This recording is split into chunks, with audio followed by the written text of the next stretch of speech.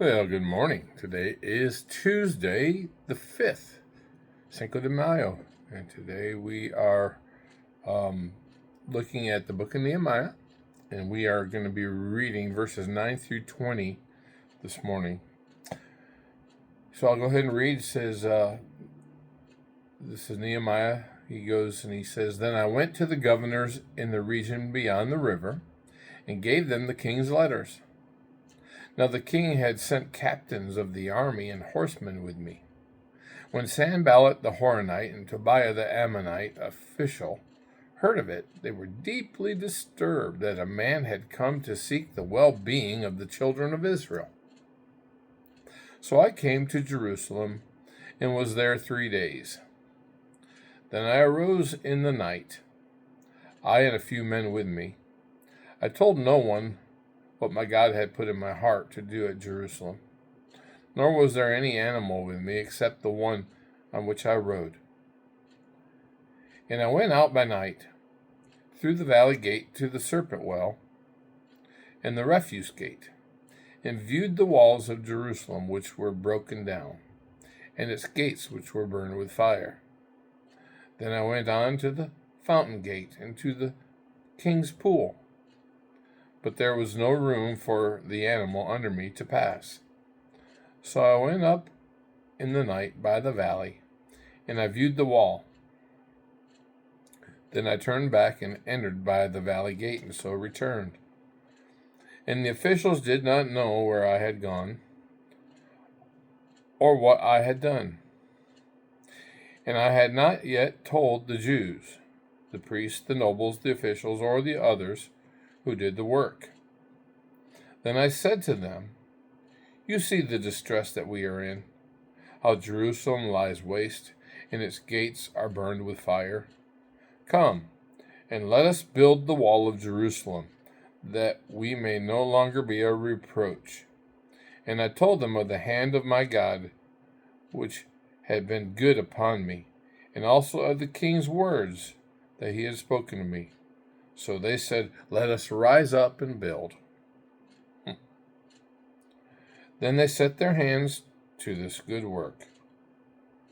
But when Sanballat and the Horonite and Tobiah the Ammonite official and Geshem the Arab heard of it, they laughed at us and despised us and said, What is this thing that you are doing?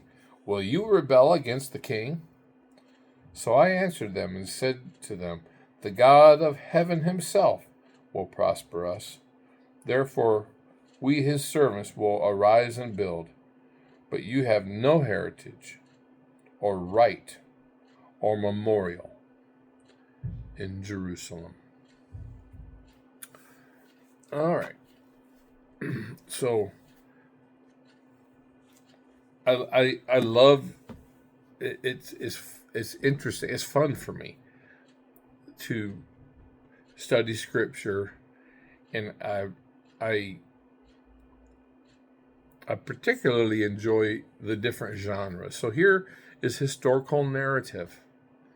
Okay, this isn't a theological discourse or anything like that. It's a historical narrative, and so when you read a historical narrative, you say, well, what can I learn from the lessons in the book, and what are the things that really stand out in this story that teach us about God, about people, about the nation of Israel, and so those are the things that I think about when I read historical narratives specifically. And how does it relate to us? Well, there's not an exact parallel, but I think there are some parallels when we look at our nation. Now, we're not a walled city. The United States is not a walled city. But let's just say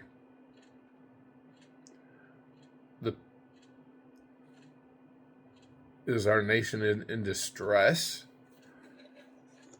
Is our nation morally? I mean, if we wanted to allegorize it and say that, well, there's not a literal wall, but let's just say that spiritually there is the walls are down in our nation.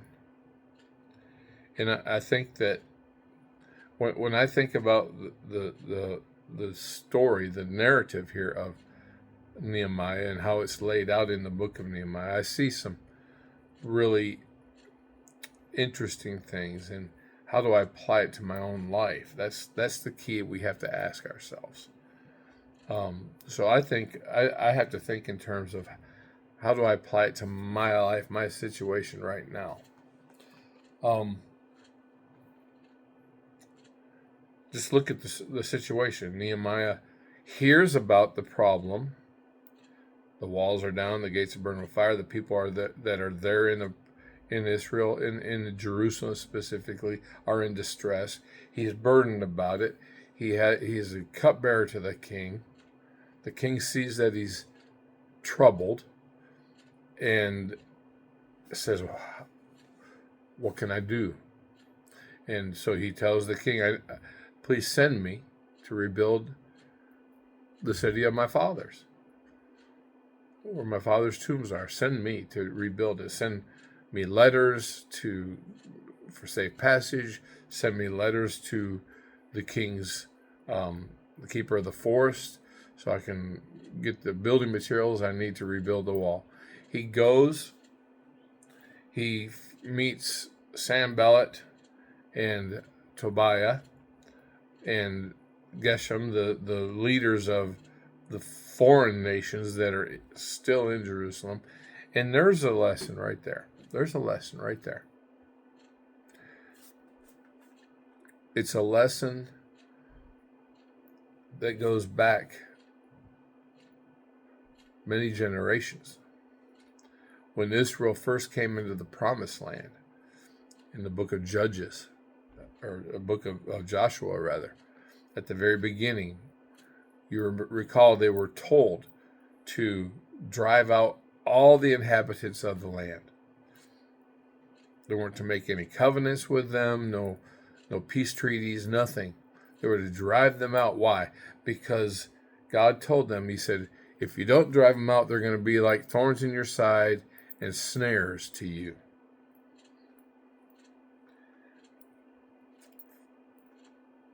Because of their disobedience, those people that's exactly what happened.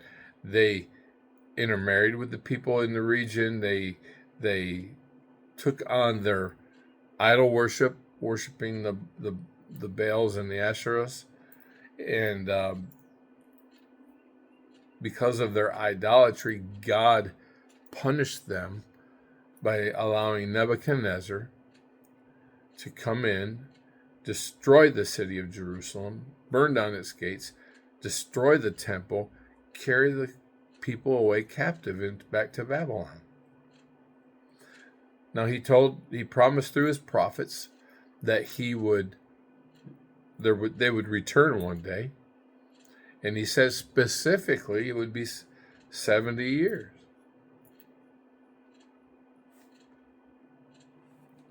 So that time has passed. They have returned to Jerusalem, but it's not a good situation. Jerusalem is still a pile of rubble. The walls are down. The temple hasn't been built. People are there in distress because all those people that they did not drive out when they should have, when God told them he would drive them out before them, no one could stand before them if they would just be obedient. Now they're giving them all kinds of grief. Okay, so that's one lesson. Obey the Lord. Do what God tells us to do.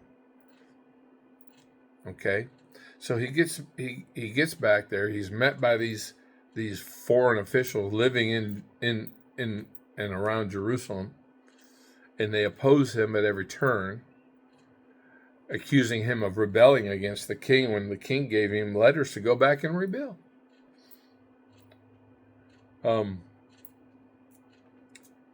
He gets there.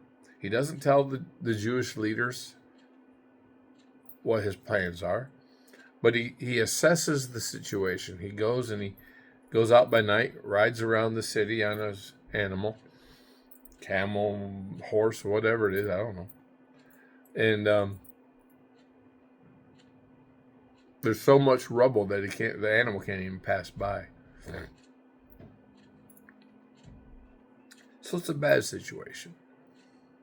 He comes back and he gets all the leaders together and he says, This is what I see. You know, the gates are burned with fire and that the walls are just a bunch of rubble. He said, but this is what happened. He said, my God, the good hand of God has been with me. I heard about the problem, and he just shares what happened. How he spoke with King Artaxerxes. Artaxerxes gave him mercy and showed favor, and gave him these letters, and he shows them the letters, and the people are encouraged and said, let's rise up and build.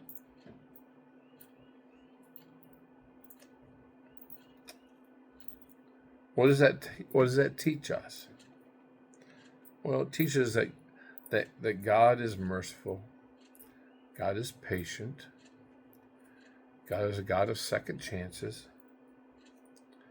The fact that Israel messed up, God punished them, but he didn't utterly destroy them.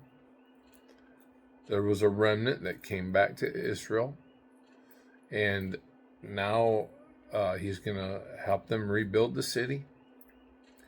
And he supplied all that they needed for it at the hands of a pagan king. How cool is that? So that kind of sums up chapter 1 and 2 right here. Now, how do we apply this to our own life? It reminds us of the faithfulness of God, the forgiveness of God. Reminds us that God is able to supply all of our needs according to his riches and glory. He owns the cattle on 1,000 hills. He owns the hills. He owns the gold in the hills. I mean, God is able to supply. When we're seeking to do God's will and to bring glory to his name, because that's what this was all about. Nehemiah was distressed not only for the city and for the people, but because God's name was being dragged through the mud. Oh, their God, what a weak God they have. He couldn't protect them from Nebuchadnezzar. He couldn't protect them from this or that. And it was a black eye to the name of God. And that's just ignorant people. But nonetheless, it's a reputation. And so Nehemiah wants to restore the glory back to Jerusalem. And so he sets out to rebuild the wall so that the people that are in Jerusalem are not there in distress, and they can continue and restore the worship of God, the one true God, the living God, back in Jerusalem, the city of God. And that's another thing that is, I don't want to sound mystical, but Jerusalem is the city of God. And it's God's chosen city. It plays a role in the future. We know that even after the Great Tribulation, which is coming, the final battle will be fought right outside of Jerusalem. Jesus is coming back where? When in the second coming, he's coming right back to the Mount of Olives, overlooking the city of Jerusalem. the Bible says that his capital that he's going to rule and reign from for all eternity is New Jerusalem. And so we need to pray for the peace of Jerusalem. We see this war in the Middle East right now. And right now, I know the focus here in America is between us and Iran. But there's another battle going on between Israel and Hamas in the south, or in Gaza, and Hezbollah in Lebanon. And these are the same people as Sanballat and Tobiah. I mean, it's the same lot. So this conflict is very old. And it's going to end with a great battle of Armageddon, when all the nations, armies of the nations, will be gathered together to fight against God.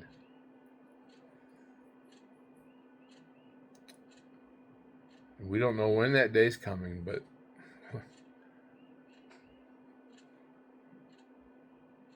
we know that the time is coming, getting nearer. So be ready, folks. Be ready. Pray that